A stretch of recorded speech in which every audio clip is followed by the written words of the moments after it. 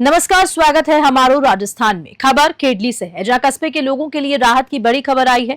वर्षों से बिजली फॉल्ट और तकनीकी खराबियों के चलते पूरे कस्बे की पावर सप्लाई बाधित होती थी, लेकिन अब इस समस्या से निजात मिलने जा रही है। बता दें कि खेडली कस्बे की बिजली सप्लाई एक ही फीडर से होती थी, जिससे एक छोटी सी खराबी भी बड़े स्तर पर बिजली कटौती का कारण बना करती थी। लेकिन अब कस्बे को अलग अलग 6 फीडर्स से जोड़ने का काम शुरू हो चुका है। साथ ही 8 नए बड़े ट्रांसफॉर्मर्स लगाने का काम भी जोरों से जारी है।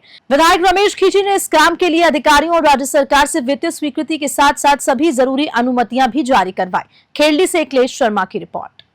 कार्यकाल में 1 वर्ष में ही आपने खेडली कस्बे को बहुत ही अच्छी सुविधाएं दी, जो आए दिन पावर फॉल्ट होता रहता था, तो इसको लेकर आप क्या कहना चाहेंगे?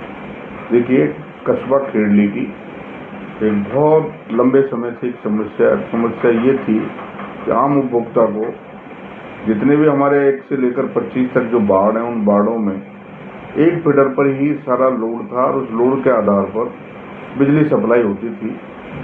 और उस बिजली की सप्लाई होने के नाते तकनीकी जब खराबी आती थी, तो उस तकनीकी खराबी के कारण टोटल 1 से लेकर 25 वार्डों को बंद कर तब तकनीकी खराबी को और फॉल्ट को निकालते थे। लेकिन हमने सब अधिकारियों के साथ, चाहे वो एक्सीएन हो, चाहे एईएन हो, चाहे जेईएन हो, इन सबसे मीटिंग के साथ हमने उनसे चर्चा की। बालोतरा के समदड़ी स्टेशन पर जोधपुर मंडल के रेल प्रबंधक अनुराग त्रिपाठी ने निरीक्षण किया।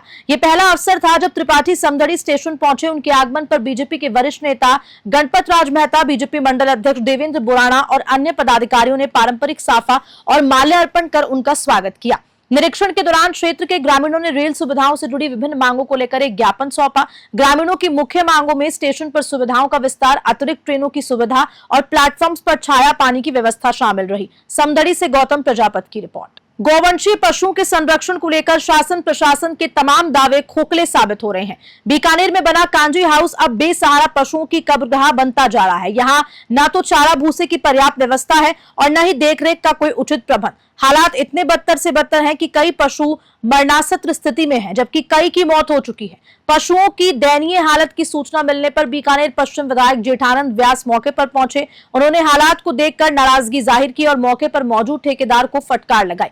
विधायक ने नगर निगम आयुक्त मयंक मनीष का फोन पर सूचना दी, जिस पर आयुक्त ने दोषी ठेकेदार के खिलाफ कार्रवाई का आश्वासन दिया। बीकानेर से लोकेश भौरा की रिपोर्ट। यहाँ आने पर पता चला, क्योंकि मेरे पास कई दिनों से शिकायत आ रही थी।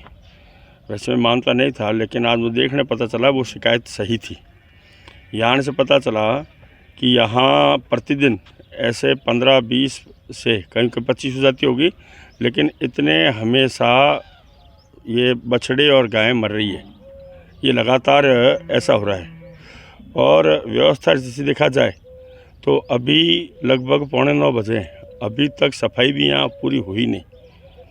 अभी मैंने यहाँ जो सुपरवाइज़र उनसे बात की, उन्होंने मुझे कहा कि हम पहले तो मुझे बताया कि 1 नंबर से बाड़े से हम ये डाल रहे हैं चारा। वहाँ गए तो वहाँ चारा था नहीं, सारे खाली पड़ा। फिर उन्होंने कहा हम 2 में पहले डाल दिया। फिर ये कह रहे हैं कि हम ये डालते हैं जो आता है गीला, जो आता है चारा, हाँ, ये हरा चारा। तो वो हरा भी अभी तक एक गाड़ी आई है जिसने एक बाड़े में डाला है, दूसरे बाड़े में वो गई है। यानी इतनी गायों को देखते हुए वो एक गाड़ी भी पर्याप्त नहीं है। और ऐसा लग रहा है जैसे गायों की स्थिति देखिए, ठीक है ना, तो मुझे ऐसा लगा उनको पर्याप्त खाने को नहीं मिल रहा है। पानी की जो खेड़ी देखी हमने जो बनी हुई है, उसमें भी सफाई नहीं है। कहीं तो ऐसा लगा, एक में तो मैंने देखा पानी बदबू भी मार रहा है, वहाँ काई है। तो ऐसे गायें पानी पीती भी नहीं है, क्योंकि गाय जो है वो हमारी देसी गाय है, वो बहुत समझदार एक है गाय, क्योंकि वो हर चीज़ को जानती है, किसको खाना किसको नहीं खाना। तो इस प्रकार मैंने देखा है कि ये हालत गायों की बहुत ख़राब है। ट्रॉमा सेंटर में मैं गया अभी, तो वहाँ भी कोई स्थिति नहीं है। सोजोत रोड के समीप सवराट गांव में सप्तदेवी बायोसा मंदिर पर मेले की पूर्व संध्या पर भजन संध्या का आयोजन हुआ। कलश यात्रा व ध्वजारोहण के साथ मेले का आगाज हुआ। पुजारी भोलाराम प्रजापत ने बताया कि हर साल की तरह इस वर्ष भी विशाल भजन संध्या का आयोजन किया गया, जिसमें कलाकारों ने भजनों की मनमोहक प्रस्तुतियां दी। मेले में गैर नृत्य मुख्य आकर्षण का केंद्र रहा। मेले में ग्राम पंचायत प्रशासक ममता महेंद्र कुमार सहित ग्रामीणों का सहयोग रहा। पाली से ललित तिवारी की रिपोर्ट। चैत्र नवरात्रि को लेकर देवली में अंतर्राष्ट्रीय वैश्य महिला संगठन की ओर से 151 कन्याओं को भोजन कराया गया। कार्यक्रम आदर्श बालिका विद्या मंदिर पटेल नगर में आयोजित किया गया। विद्यालय सभी माता स्वरूप कन्याओं और भैरव स्वरूप बालकों को भोजन कराया गया। सभी बच्चों को पूजा करके उन्हें उपहार फल बिस्किट चिप्स दिए गए। देवली से रोहित साहू की रिपोर्ट। कोटा शहर के नयापुरा थाना क्षेत्र में अंतर्गत बड़ तिराहे से किशोर सागर तालाब की ओर जा रही कार में अचानक आग लग गई। ड्राइवर ने बोनट से धुआं उठता देख कार को सड़क के साइड में लगाया। इसके बाद बोनट के अंदर से आग की लपटें निकलने वाली लगी और कुछ ही मिनटों में आग पूरी कार में फैल गई। कार एरोड्रम रोड से स्टेशन की तरफ जा रही थी। सड़क से गुजर रहे राहगीरों ने नगर निगम के फायर ब्रिगेड और पुलिस थाने में सूचना दी। फायर ब्रिगेड के पहुंचने तक पूरी कार जल चुकी थी। अनुमान लगाया जा रहा है कि कार में ओवरहीट या फिर शॉर्ट सर्किट के कारण ये आग लगी। कोटा से कामिंदु जोशी की रिपोर्ट। अवैध मादक पदार्थों के खिलाफ गंगाधार थाना पुलिस ने बड़ी कार्रवाई करते हुए सुनसान जगह पर खड़ी महिंद्रा एसयूवी कार से 640 ग्राम अवैध अफीम डोडा चूरा बरामद किया।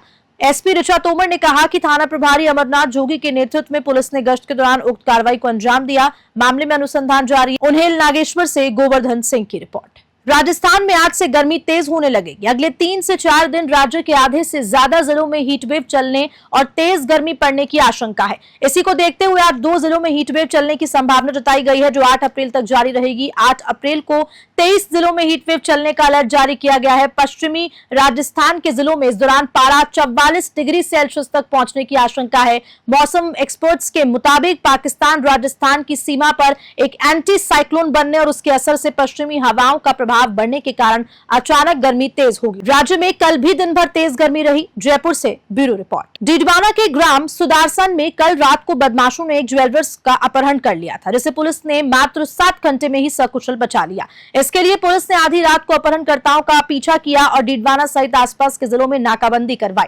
आखिरकार बीकानेर जिले के डूंगरगढ़ में पुलिस ने बदमाशों को ट्रेस कर लिया, लेकिन पुलिस को देखकर बदमाश ज्वेलर्स को छोड़कर फरार हो गए। पुलिस ने नाकाबंदी कर एक कार को रुकवाया। इस कार में अपहरणकर्ता और पीड़ित ज्वेलर्स मौजूद, लेकिन पुलिस को देखकर अपहरणकर्ताओं ने भागने की कोशिश की तो पुलिस कर्मियों ने अपहरणकर्ताओं की गाड़ी को टक्कर मारकर रुकवाने का प्रयास किया। इससे अपहरणकर्ताओं की कार के शीशे टूट गए और हड़बड़ाहट में पीड़ित ज्वेलर्स और कार को छोड़कर मौके से फरार हो गए। इसके बाद पुलिस ने पीड़ित रजत सोनी को दस्ताब कर लिया। डीडवाना से गुलाम नबी आजाद की रिपोर्ट। मैं करीब 7:30 बजे दुकान से घर आ रहा था, तभी रास्ते में 5 लोग गाड़ी लेके पहले से मौजूद खड़े थे। मुझे गाड़ी में ज़बरदस्ती बैठाया और नीचे सीट के नीचे दबोच लिया और मेरे को डराया, धमकाया, मेरे साथ मारपीट करी और उसके बाद मेरे से 10 लाख रुपए की मांग करी। तो आपने क्या किया फिर उसके बाद? तो मैंने उनको पापा से कांटेक्ट करवाने के लिए बोला, तो उन्होंने आगे जाके पापा से मेरी बात करवाई। तो पापा ने 50,000 रुपये ट्रांसफ़र भी करे थे मेरे अकाउंट में और फिर और पैसे मांगने के लिए मुझे युवक का कल रात को अपहरण किया गया। किस तरह से ये पूरी वारदात हुई और पुलिस ने तुरंत जो है कार्रवाई करते हुए अपहरणकर्ता को वापस हाथ में दस्तयाब कर दिया। पूरा प्रकरण किस तरह से अंजाम दिया गया, पुलिस ने किस तरह से कार्रवाई की? देखिए, कल करीबन 7:45 बजे की ये घटना है शाम की। ऐसे जो मोलासर को सूचना मिली थी कि एक व्यक्ति जो रजत सोनी है उसका कुछ लोगों ने अपहरण कर लिया है।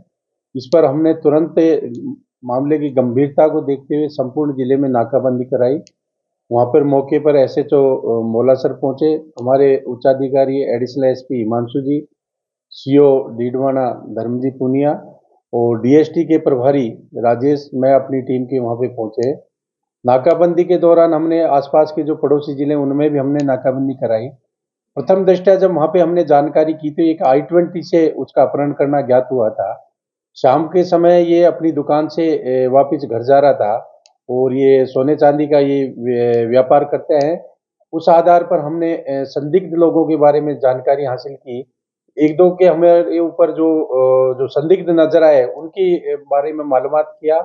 हमारी जो टेक्निकल टीम थी, सर्विलांस टीम, जो हमारे साइबर के एक्सपर्ट थे प्रेमनाथ, जो यहाँ पे इन्होंने भी उसमें महत्वपूर्ण योगदान दिया है और लगातार हमने इनका जो मूवमेंट था वो सुझाव। खबर के साथ बुलेटिन में इतना ही। नमस्कार।